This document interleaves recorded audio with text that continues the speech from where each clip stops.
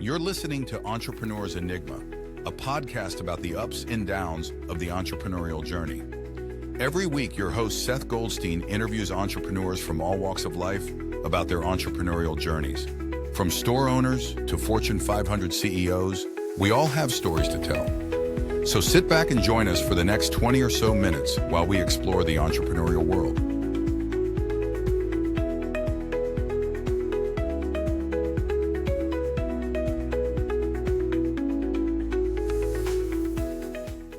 Hey everyone, welcome to another edition of the Entrepreneur's Enigma podcast. By now you know who I am, Seth with Podcast Mastery and Goldstein Media.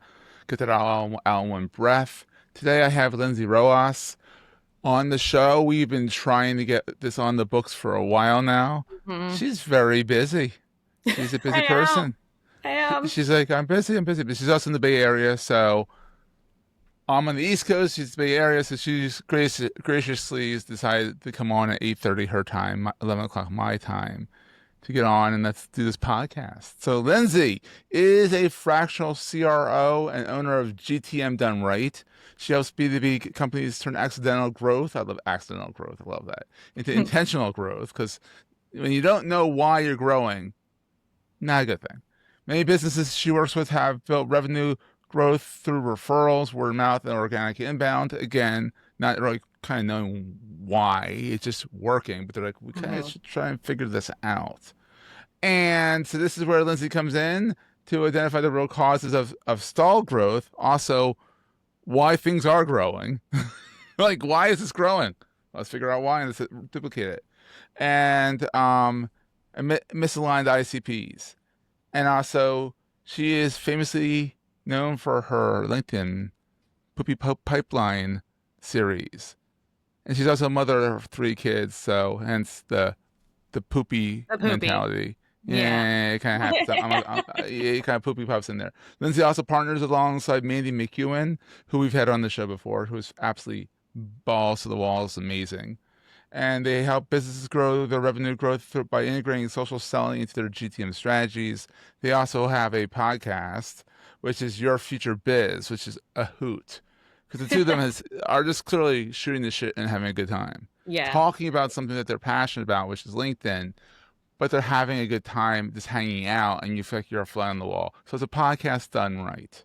So Lindsay, how's it going? How you doing? We're good. You know, you and I were just talking. This is crunch week. You know, we got crunch week. It's this in Hawaii. We got to get ready for school because when we get back. I know we're not to timestamp this, but we're recording this end of July. Yeah. This is probably going to come out end of August, early September. Well, but the kids will be in school for weeks. Yes. Or as I'm looking at my kid, he has to get into school until the first week, September 1st, which is normal. Normal. Normal. That's normal. Get him through August. I mean, honestly, he's home this summer because he's 13, and what the hell do you do with a 13-year-old? Dude, that's the question of the summer is like, what do we do with Dom? You know, because he's at that age. He's at that age. I know. I think you gotta keep him busy. He's on the computer right now. Exactly. Yeah, like another year or two. I think both our boys are going to be not around in summertime. So get them jobs or put them to work. Teach them GTM. Exactly. Yeah. So Lindsay, you've been doing this for a while. Have you had a stint in corporate and then escaped, or how did this all get started? Well, I always say there's no like big sexy story as to how I got started on my own. I lost a job, right? Which is no strange story to many, but especially now. I was, especially now. But I was in usually early stage, fast growing startups. Hence the Bay Area. The Bay Area and all that. I did have, I call it a brief love affair with HubSpot, which I just could not handle being in a large org. I just did not like that. So it was good. It really helped me know what to say no to and what I cared a lot about, right? Yeah. And so I went right back into literally, you can't get, besides if it was my own company starting up, like a pre-revenue, like let's go startup. That's rough. Yeah. That's actually really the job I learned everything not to do again. Really valuable. Yeah. But I was in automotive and I sold cars for 5 years prior to even all that. So Oh, wow. had a lot of like, So you know a good car when you see one. yes, I do. Do you know how to fix them, or just know when to bring, or you know when to No. bring them? You know when to bring them into the shop if something doesn't sound right. Yeah, I could tell you more along those things, but my husband, who's still in the automotive business for over 25 years now, not to age him, is the definitely the one who could do more of the fixing if needed. Honey, something broke. Well, let's see if I can fix it first, or make it worse, because husbands like to make things worse.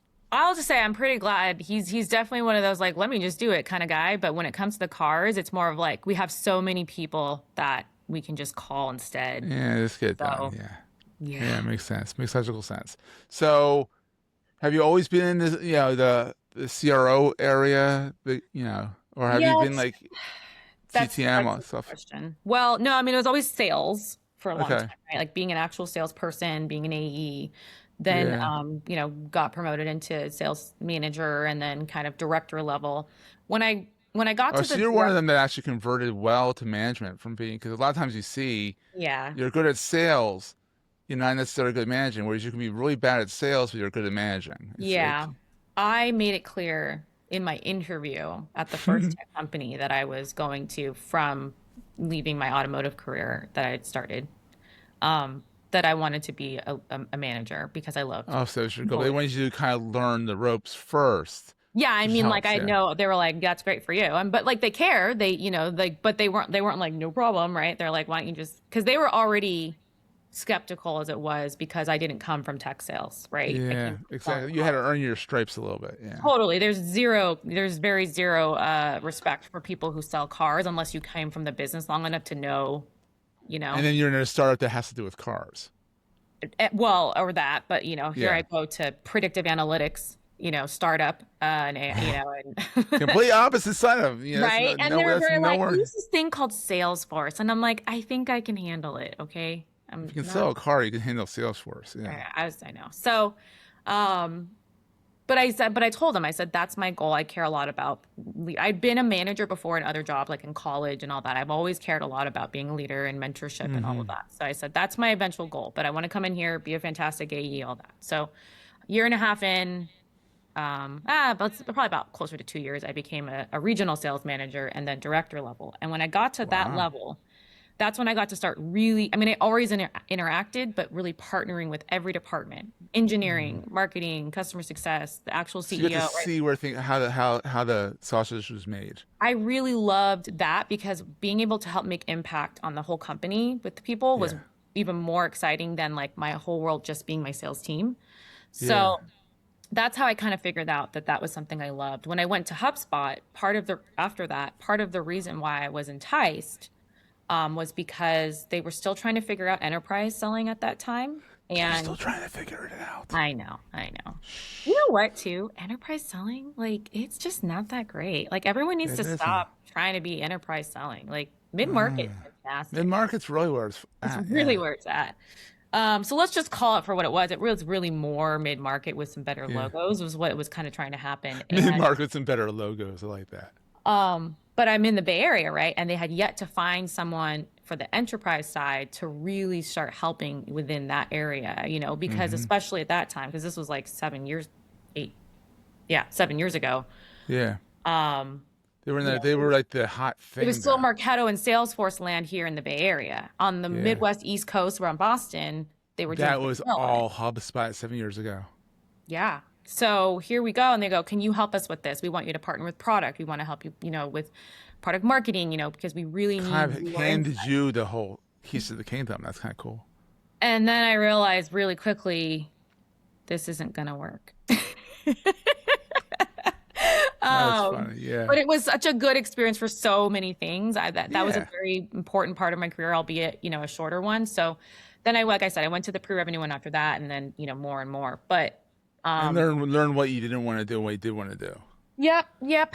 And there's some, what also was really helpful for me, I was really lucky that the startup that I worked at prior to HubSpot for 5 years was down the Yeah. street from me Oh, because that's wow. common where I'm at in the East Bay, right? You had to be like in the city or Silicon Valley. I'm nowhere near that. And I already Wow. had, I had 2 kids by the time I went to second Yeah, startup. so you kind of Right. needed to be down the street. Yeah. I was not interested in, I was just not going to do it. And so Yeah. it's hard to get out of automotive. And so that being said, while I still got to drive down the street and I really had phenomenal culture at And that. this is also pre-Zoom. Like this, it wasn't pre-Zoom, but this is Totally. We used before. join.me and Oh, called with a cord. oh, what's that? We trialed Outreach because they were brand new. Okay. Like, yeah, Wow. aging myself here. So, so then I get to work for HubSpot, and they were all about remote life at that time, before COVID, right? And all Yeah, that. And they were remote. Yeah. I'd now had my third kid by now. I had, he was going to turn 1, and I thought, this sounds great. And it was, it wasn't just the fact that they were remote. They were pushing autonomy. And it was unlimited. And everyone has this whole stance on like unlimited PTO is stupid. I'm like, absolutely no, it's not stupid. Because if you need it, you need it. It's all about how the whole company, does it. And I just remember the first time I told my manager, or I really asked her, right? Like, hey, is it okay? I wanted to take this day off because I want to chaperone my son's, he's, in kindergarten, he's got his first field trip and I want to chaperone it. And she said, I mean this with all respect. You don't need to tell me that. Like, go, do whatever you need. You don't need to tell me why or ask for anything. Wild. If you want to take your time off, go do it. I don't care.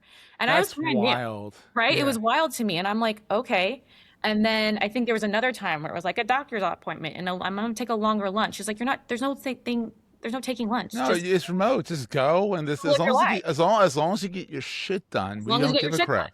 Exactly. So that was so Very amazing entrepreneurial kind of, yeah. that I realized from that moment on, I would never go back to working in an office. I don't care if you pay me $1 million a year. I'm not commuting into the city.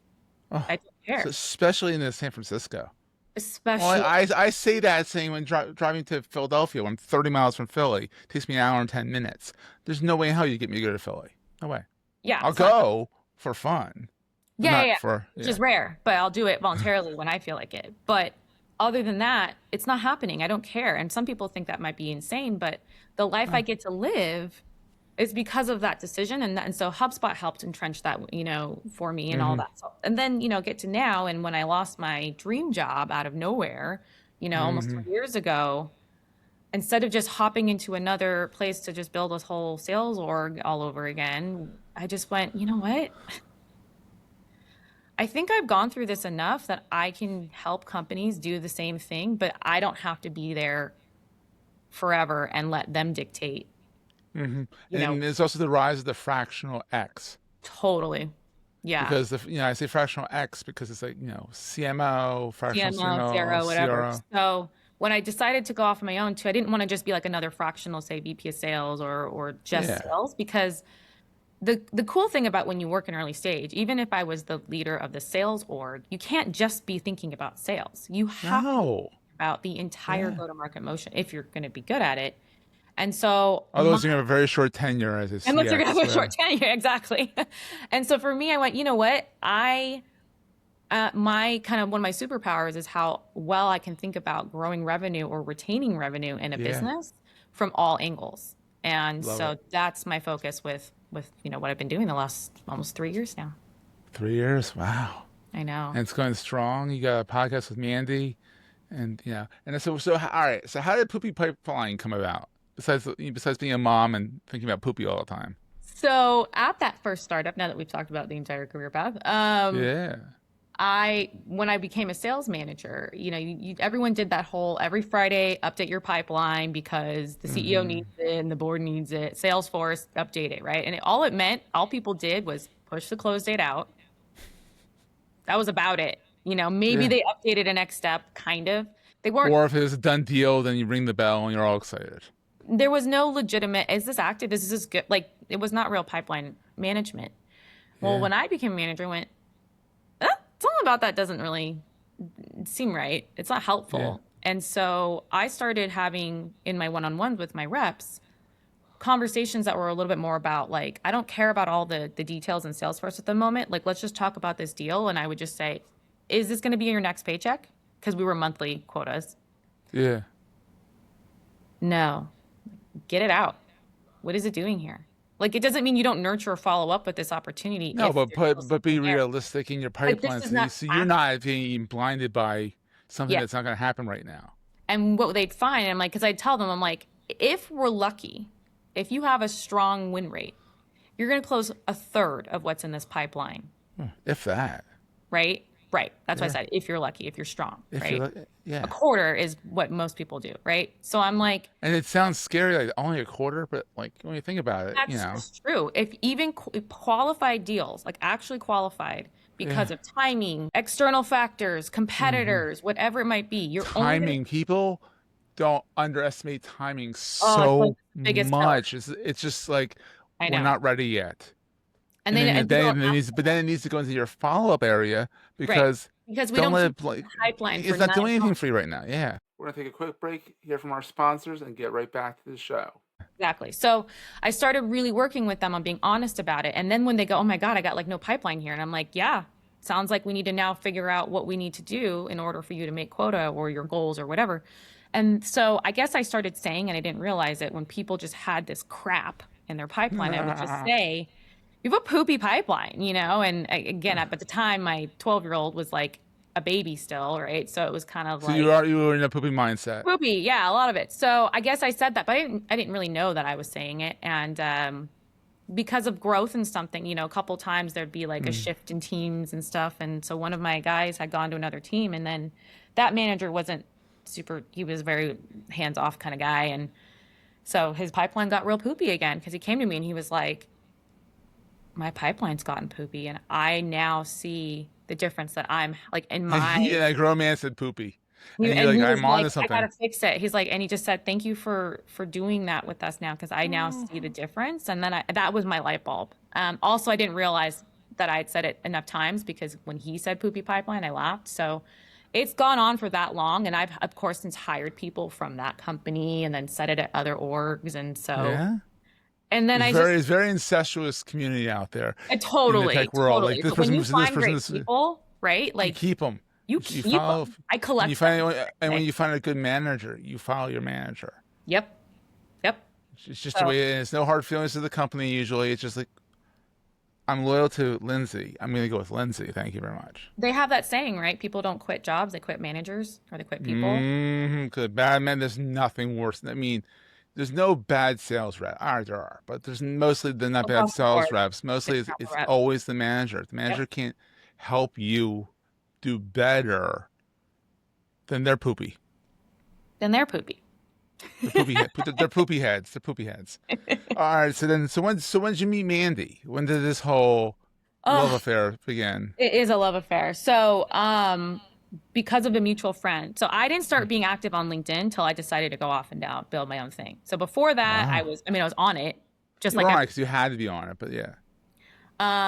But I had started seeing a change in LinkedIn over the last year and a half or so from that period of people like writing content and making videos. Less of a resume, more of a content place. Like, And the part that before I didn't really care about it, but when I started loving it was when I'd see people who were like a BDR and they were gaining this following and they were sharing their ups and their downs in the day. And I went, I love that. Because before it was very like, you have to be a C-suite and there's something important to say. And it was like, I don't care what you have to say, but I care what this BDR, who's a new dad, showing what's going on. So I went, okay, I'm not selling for a company, or I'm not representing a company any longer. I'm selling me. So I'm going to need to get over the fact that I don't like any part of making content. You got past it quite fast, yeah. And I'm gonna figure it out, because I want to support my business, and no thank you to prospecting my eyeballs out, because been there, done that. Okay. So I started doing that, and within a few months I had met someone and he asked me to be on his podcast for the Mix Max podcast. There you go. And he and Mandy and another person were considering starting their own podcast. And so he had actually asked me, after we got to know each other a little bit more, you know, I think you'd be this really awesome addition to this podcast. And I just went like, me? Like, yeah. Okay. Well, Heath, one thing about Heath is he says yes way too much. He wants to do all the things. And I'm so proud of him, because he ended up telling Mandy and I, you know what? You take this and you go. Yeah, you take this and go. Yeah. And so we went, okay. And then her and I just went, well, let's do this thing. And it was just supposed to be a podcast we did together to support each of our own businesses because it was very like complementary. And But with then it happens. yeah, with all that work together and everything, we just kept seeing how complementary our businesses really were. So we decided that we should do something together, and here we are to this day. Love it, and it's infectious. I love it. So best thing about being an entrepreneur? What is it? I think the best thing about being an entrepreneur is that you really get to build your business in the way that you need it to work for your life. Yeah. I don't think that everyone does it that way, but that's No. the thing about it. It's kind of the idea you kind of go into thinking you're going to do it, and it's like, yeah, you have the right to work, 190 hours a week. Or you could work like it's up to you and how it goes, and and there's so many variables that go into it. But I truly think like, some people, because I've never in a million years. You asked me 5 years ago, oh, are you going to be an entrepreneur? I wouldn't even called myself that, and I'd be like, absolutely not. No, thank you. I don't want to do that at all. But some people do it because they just go, I just can't handle working for someone else, or I just need to create things on my own, and I'm like, there was no burning thing in me about that. But yeah, it developed though. It developed, and what I realized is that what I did know all the time, which I've already shared, is even when I was only 22, selling cars as a woman amongst all these men and a pretty, let's just call it what it is, a really toxic environment. Not just at work, but how I was perceived by potential customers. Yeah. Even then, I knew I'm not going to give out my cell phone number, because everyone did, right? When you're in sales and in car sales, it was like, call me anytime. I'll come into my day off, whatever, right? Anything for the sale. And I remember thinking, you know what? There's got to be a better way to do this without me having to give out my personal cell phone number. I'm a very young woman. This doesn't seem like a great idea. I don't want to do that. No one made you do it. There wasn't, the company didn't say, No, but, but it was on So I didn't. I did something else instead. I said, I treat my email like text. I'm very responsive. And I was. You have to do what you say. And I was super communicative. If people cared about the relationship that we had started, they didn't come in on my days off. They knew my days off. We set appointments. We did things from home as much. Did it the right way. Yeah. Right? We did it in a way. And guess what? I was the #1 car salesperson, and I didn't have to give out my cell phone number. Okay? Woo-woo. When I learned that and knew that young and carried that sort of mentality, what I realized about becoming an entrepreneur was the reason why I chose it and why I've stayed with it, because I still really thought I was going to go back to a W-2 at some point, is because there's yet to be a company that meets my non-negotiables. And every career change, every new job, that list gets longer. And so I think at the end of the day, that's what I'm saying. It's about being able to build the kind of company for you, the life that you want. Absolutely. So on the flip side, what keeps you up at night being an entrepreneur? I don't have a consistent paycheck. If I don't work, we're not making money, right? I mean, it's the biggest form of commission ever. There's no draw in there's no entrepreneurship. draw, and I did that in car sales, right? I mean, but it's like this feeling of just, even if like I got a giant client I closed and a giant, like engagement. Where's the next one? Yeah. Oh my God. But then there's going to be a time where we got nothing coming in, right? And it's like, if I were to take the average of all that throughout the year, was it fine? Depending on the year we're talking about, right? But I mean, like, let's say, yes, it's fine. But that feeling of not having a paycheck that steadily comes in every 2 weeks, right? I know that, yeah. That facade of stability that you get in a W-2, right? You have to learn how to make a new stability. And it's so hard. Because it's a cluster F. It's a cluster F. It's total. But when you grow and you learn new things, each year is so different in your business, right? And each season, and I'm finally at a season where I'm like trying to stop convincing myself that like, well, this is going to ebb and flow, so you better be prepared for when it is bad again. And I'm like, how do I stop that ebbs and flows? Exactly. And change and make some more foundational systems so that doesn't happen. And That's awesome. So what is the most important thing to carry with you all the time? Besides your phone that, because, being a mom of 3 and owning your own business, you can't live without your phone, but like you can go as woo as you want to get. Yeah. Actually, I think a mentality around hardly anything is like a permanent decision. Mm-hmm. Like really at the end of the day, you can always change your mind or go back or something, right? And I think you need that more than ever when you're running your own thing, because you get really, really scared to make decisions because it's everything's risky. Everything feels risky, right? But the only thing that's permanent is death and taxes. Unfortunately, taxes. Yeah. Oh God, that's one of the worst things about it. But yeah, I mean, I think you just have to carry that with you because I think it prevents you from making decisions and executing on things so much more. And when you are running your own thing, especially if you're a solopreneur, right? You're not like you just have to be willing to take more action. And Mandy's helped me with that a lot more because personality wise, she's way more just, let's just try this. Let's just do this. And I'm very like, whoa, like,